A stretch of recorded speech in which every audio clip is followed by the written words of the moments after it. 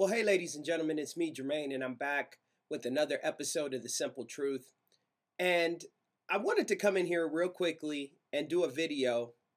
As for those who are observers of the commandments of the Most High, we follow the law, statutes, and commandments of the Most High, as well as we follow the faith of Abraham, Isaac, and Jacob.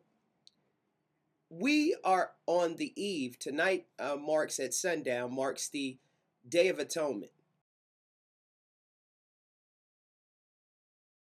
And for a better understanding of the Day of Atonement and even the other feasts of the Most High, you can take a look. For atonement especially, you can go to Leviticus, the 23rd chapter, verse 27 through 31, I'm pretty sure. Let me double check that. Yeah, 27 through 31. And this Day of Atonement is definitely a time in which we, as believers, are not to work, and we are not to do any servile work, and we are to afflict our person or our souls, fast, and get a better closeness and oneness with the Most High, as coming to the end of the feast days of the Most High God's days that He has given to us, not holidays, but His holy days, His feast days. And then following that will be the period of time where we tabernacle, which is the tabernacles, where we tabernacle with the Most High Yah. But that is not the main focus of why I came in here. I came in here to share with you, again, having the opportunity to look at various news sources, and especially those independent news sources that do not put a bridle on what someone will have to say about the actual goings on here in the United States. A few days ago, there was an interview done with RT, and the featured guest in that interview was former WWE wrestling star Jesse Ventura, former Navy SEAL, former governor. And for most people who know of Jesse Ventura, they look at him as a conspiracy theorist. They always make jokes about him seeing the black helicopters, and he's just off his rocker. However, many times, many of the people have claimed to be crackpots or to be believers in things that weren't the norm generally turned out to be the ones that were actually seeing what was actually going on. There are many references. I don't have time would escape me to be able to go into all those different references, but the big thing is that when you take the time to do something that many in this generation do not do anymore unless it's done with an electronic device, then that is read. And then once you read, you have the ability to have a bit of reading comprehension. And then, as I've coined the phrase, you take the reading and you take the information that you get, and then you have to utilize or discern and have some truth comprehension from those things that you discovered. In this interview, I'm gonna share this interview with you. But Jesse Ventura talks about a number of things. He talks about the economy. He talks about the political party system, especially with us being on the verge in about a month and a half of the 2012 presidential election here in the United States. But he shares with you some very, very keen insight. Now, the question is, do you want to pay attention to what he's saying and really focus on what he's talking about? Not the person actually saying what is being said, but the information that is being given.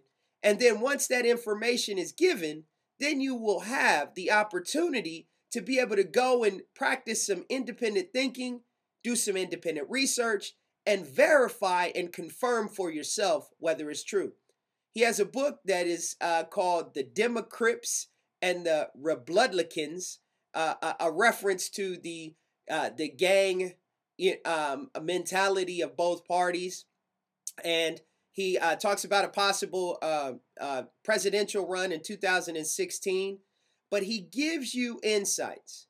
And the simple truth of the whole matter is, ladies and gentlemen, is that when we allow others to form and shape what our thinking will be, is it really for us?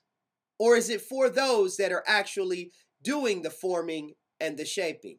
I want to thank you for joining me on this episode of The Simple Truth. And as I always tell you, the simple things are oftentimes the most profound, but yet they're the most difficult to put into practice and to actually do. Check out this interview, and I'll see you and you again real soon. RT is sitting down with Jesse Ventura, former governor of Minnesota, former Navy SEAL, former professional wrestler, actor, and best-selling author. It's very nice to see you back at our New York studios. Great to be here. Now, Jesse, you've recently announced that you are considering participating in the presidential race in the year 2016 as an independent candidate because, of course, you believe that the two-party system is crippled and corrupt. So what better timing than now? Why not do it this time around? Well, because it would take too long. You have to build for this. See, the difficult thing, if I do it, I will be with no party. It'll be just Jesse Ventura running for president, if I do it. Well, that requires me to go out and get ballot access in all 50 states. You can't do that overnight, and it costs a lot of money. That's why I've made the statement it will require a grassroots movement of people in every state to go out and do what it takes to fulfill, to get me ballot access so that I can be on the ballot. And then there's a second requirement I have to be guaranteed. I've got to be in the debates, because if you're not in the debates, you can't win. And I do not run for political office just to make a statement. When I run to win. Now, your new book, of course, Democrips and Rebloodlicans, focuses on the parties being gang-like, right? And fighting for power just for the sake of having power. And you talk a lot about the need to eradicate corporations from politics. And my question to you, I guess, is how can this realistically be done in a country where this has been the system forever? And you yourself compare politicians to, possibly wearing NASCAR racing suits because they have so much support from corporations. Well, how can this be done? First, NASCAR racing suits, like if you look at Jimmy Johnson, the great race, he's got patches all over that tells who his sponsors are. Well, if we require them to wear that, then we as voters will know who owns them. There's so much corruption, and it won't take long. It just recently happened. It was against the law for a corporation to contribute to a political party until the Supreme Court of our land made that what I call disastrous ruling, where they said a corporation has the same rights as an individual and that money is free speech. Well, I'm waiting for the next guy to rob the bank and use that as his defense. So that just recently happened. What we need to do is reverse that. We have to overturn the Supreme Court's ruling on those two issues, and there is a movement to do that. The only way it can be done is to amend the Constitution to specifically state corporations do not have the same rights as individuals, and money is not free speech. Now, to me, one of the curious details about corporations in power is that we're seeing the same companies investing in both parties.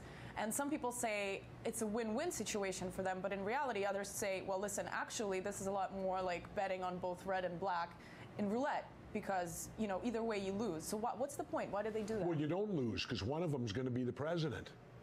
And now you lose own the them. money that you invested in the other one. Oh, that's nothing. Did you know what we pointed out in the book? These major corporations spend more money on lobbyists than what they pay in taxes. And that's a fact. They spend more on lobbyists than what they pay in taxes. Let me repeat that. You don't find that astounding? And why would they do that? So they don't have to pay taxes. And so, like GE 2 years ago, they made $14 billion. Not only did they not pay taxes, they got subsidies from the government. That's obscene. What do you think about the election campaign this time around?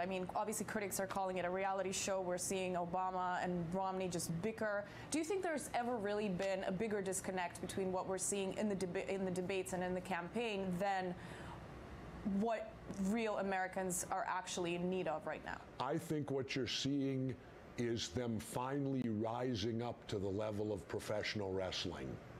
And I say rising up to it because in pro wrestling, in front of the cameras, we all hate each other. Behind the scenes, it's a business. And that's the same way it is for them. It's a sham. In front of the cameras and the public, they hate each other and they're on different sides of the fences. Behind the scenes, they're going out to dinner together. They're ensuring that their two-party dictatorship maintains its power. There's no difference between these two. Don't kid yourself. Now, this September marks the one-year anniversary of the Occupy Wall Street movement, which you support the ideas of. What role do you think, if any, will this movement have played in the United States in the long run? Do you think in a decade from now people will look back and say, this really was a movement that changed the national dialogue? Not yet, because they've disappeared temporarily. They need to come back. Where are they? They need to continue. They need to keep the fight up. Now they've disappeared. A decade from now, no one's going to remember the Occupy Wall Street movement. Not unless it's victorious or does something. It hasn't done that yet. How can a movement like that be victorious? What do they need to do? By changing the country. They need to continue to stay at the parks. They need to continue to get arrested. They need to continue to be vigilant. How do you think we stopped the Vietnam War? And to me, the turning point of the Vietnam War, many people say it was the 68 Tet Offensive. That was huge, but I don't believe that was the real turning point for America. I believe the turning point of the Vietnam War was when the 4 students were killed at Kent State. Because all of a sudden, the public, the general public went back and said, wait a minute, we're even killing people in our own country now because of this war. I hate to say it, but it's going to require something of that magnitude for the Wall Street movement to truly have an impact and get to the psyche of mainstream America. I would ask you about the way the U.S. treats elections abroad while actually really drowning in electoral process flaws here at home. Why this double standard? There's always a double standard. There was a double standard on the Wall Street protests. While we're busy pepper spraying them and running them off with dogs, we're heralding the protests over in the Middle East. Oh, ain't this lovely? Go, go, go. We're like cheerleaders over there, while at the same time here, we're squashing down our own protesters. The height of hypocrisy. Elections the same way. We want to bring democracy all over the world, and we don't even have it here anymore because the 2 gangs pick your president. Mitt Romney was picked 4 years ago. You know how I know that? He wasn't picked at the convention. They knew 4 years ago. You know how I know that? Because when Obama won, right after Obama won, you started seeing these mass advertisements on TV about Mormons. Do you recall those? Where they'd show a person who was a fireman or a teacher, and they'd show all these attributes of how wonderful they were. And remember, the person would look at the camera in the end and say, and I'm a Mormon. Well, they were preparing us. So you think, considering you say started preparing 4 years ago, he's going to be the next U.S. president? No. Why so much effort for somebody? Well, because he's the Republicans' main man. He's the one on the pedestal right now. John McCain was 4 years ago. George W. Bush was the 8 years prior to that. You know what I find interesting about the Republican convention? They didn't mention one word about Bush and Cheney. How do you ignore a president and vice president who a mere 3.5 years ago served for 8 years? It's like, oh boy. You know why? They don't want to identify with the true culprits who killed our economy. They're selling the people now saying we're going to fix the economy.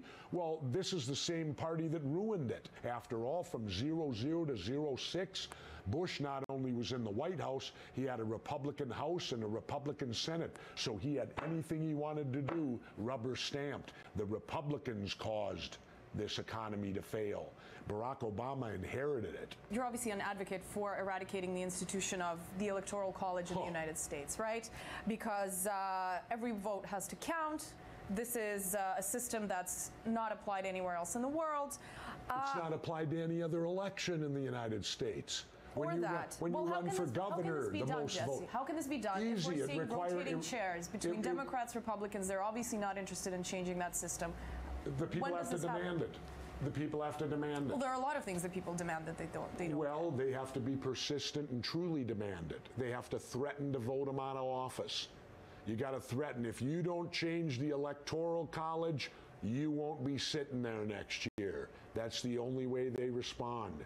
It's the threat that they could lose their job. You think the American people could really get worked up enough about the Electoral College when they have all these other things going on they need to deal with? Difficult, but you know, the Electoral College was good when they put it in. You know why? You had to travel by horseback to Washington. That's why it was there. It's the only election like that in this country. I've been a mayor. He who gets the most votes wins. Governor, Congress, Senate. Jesse, the Syrian crisis. The conflict has been gripping really the world for over a year and a half now. What kind of role, if any, should the United States be playing in this whole conflict? And if you were president, what would you do? None. It's their business. What about the whole idea of the United States trying to help out the Syrian people who have the right to stand up against their government? That's up to the Syrian people. So as U.S. president, you would... I'd stay out of all of it. It's not my business. And if they don't like us, they'd get no foreign aid. I'd ignore them if they don't like me. I don't hang out with people that don't like me. Who made us the world's policemen? In fact, I'd take it a step farther. If I were president, every foreign military base the United States has would be closed, and I'd bring our men and women home. We have the technology today with our military. We can destroy anyone in the world at any moment. What do we need bases and occupy? I mean, we got multiple bases in Japan, Korea, and Germany. Haven't those wars been over for 60 years? Why are we there? Do you think the same rules apply to no matter what kind of geopolitical interests the United States has with a country in crisis? Does it apply to every country? Do not get involved in their business? Or no, I would get involved with another country's affairs only if that country specifically asked, please come and help us. I wanted to ask you about the whole Julian Assange ordeal. Do you think it's been way overblown by the United States and the West and the whole story of his attempts of political asylum to Ecuador? What's your take on this whole case? My take is that I want to know what they know, and I have every right to know what my government does. You want to know why? Whose money do they use? Mine. Taxes. And as a taxpayer, I have every right to know what they're spending it on. Every right. Do you think you'll find out? Oh, absolutely not. Unless I become president. All right, Jesse Ventura, thank you so much for being with us today. Thank you. Appreciate it.